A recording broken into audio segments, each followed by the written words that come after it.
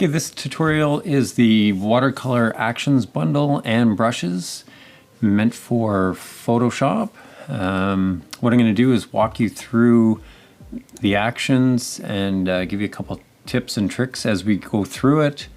So what I've done here is I've opened up an image already in Photoshop, just using File, Open, selecting my image and loading it in. If you're in Lightroom, you can right click on it, click Edit In, and then Adobe Photoshop, and that'll bring it in as well. So what's important about when you bring it in before using these actions is it will automatically label it background and it will lock this layer. Don't do anything with this layer. Don't rename it, don't unlock it, don't create a copy of it. Simply leave it as it is and then go in and start with the actions. So if you've loaded up the actions already and installed them, they will be listed here in your actions palette. If you need to find this actions palette, click Window and hit the check mark for actions. That will bring it up for you. So I'll start with this Watercolor Regular, and all you have to do is click on it and hit play. And then what it's going to do is work through the different steps that are associated with this action and apply them to your image, make duplicate layers and that sort of thing. And it basically gives your image like a watercolor look, and every once in a while it will pause and a message will pop up, and all you have to do is follow the instructions. And once you're done following the instructions, you hit play. So this first one says, using a black, soft, round brush, paint over areas of your image you wish to keep the details crisp and intact. So it says maybe just over the face of your subject. Click play once you're done to continue. So you can hit the stop button using the brush. And like it said, a black brush, soft brush, just paint over where you want to keep the detail. So I just want the face here. Even the bow and stuff I'll keep with that watercolor look, but using a black brush. Then all you have to do is hit play. Now it says time to insert the background paper texture. File, Open, find your paper texture, and once it's opened, drag it and drop it into this file. Make sure that it is the top layer, so on top. So let's do that. So File, Open, and I will find the paper textures that came with this bundle. I'm going to use this white textured paper. I'm going to click OK. So it opens it as a new tab. Simply take your Move tool, click on the texture, and drag it up into this image. So there it is. Now I want to resize this so that it fits over my entire image, which is perfect there. It's covering corner to corner. If I needed to stretch the texture to fit my image, I would use Control T or Edit Transform or free transform here. So Control T, and then you can simply stretch the texture to fit your image. So see if it was too small, for example, I can just stretch it out. Click Enter. So once I've got my texture in there, leave it as layer 1, make sure it's the very top layer, and hit play to continue. And it says now it's time to customize. So all you have to do is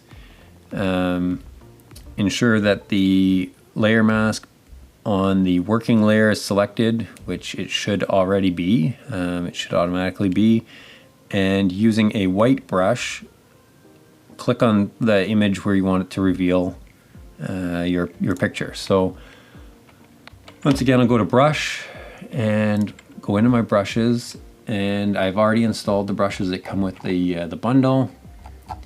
They show up in a folder, so Watercolor Textures, and they all are here. So watercolor square, oval, round, and heart, as well as individual textures, so splatters and just regular textures brushes. So what I'll do is I'm going to take the heart brush, and I can resize this as I resize any brush or any type of brush, and I'll just go where I want to reveal using a white brush, and I click on the image. So there is the first action.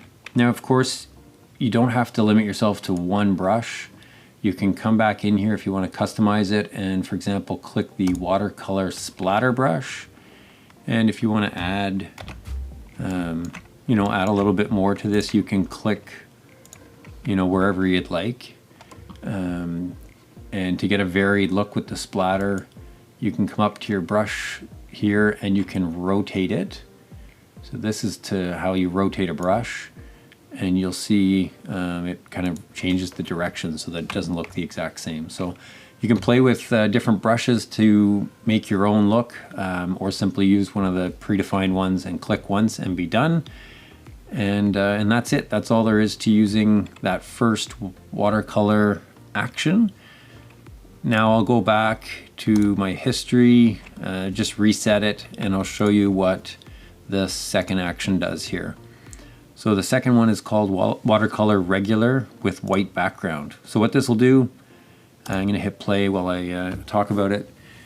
And what this is going to do is do the exact same thing as the previous action, but instead of having to add your own texture, your own paper texture in, this is going to add just a plain white background and prompt you to go through with the same actions or customization. So it's going to work for a second while it applies the filters, and I'll show you how this works.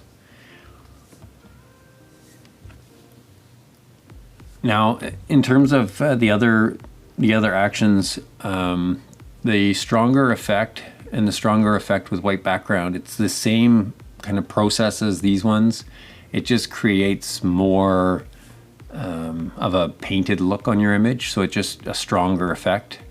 And then your final one is watercolor no texture on image. So it will do the exact same thing, create like a painted look on your image, give you the same prompts to customize, but when you actually reveal the image, you won't have any of the paper texture on your actual image. So it'll only be on the background of the image, which might be okay if you're using a strong texture. You don't want to have that, that rippled look across somebody's face or that sort of thing. So that's what they all do. So as soon as this action pauses, we'll go through and finish this one so that you have an idea what it looks like.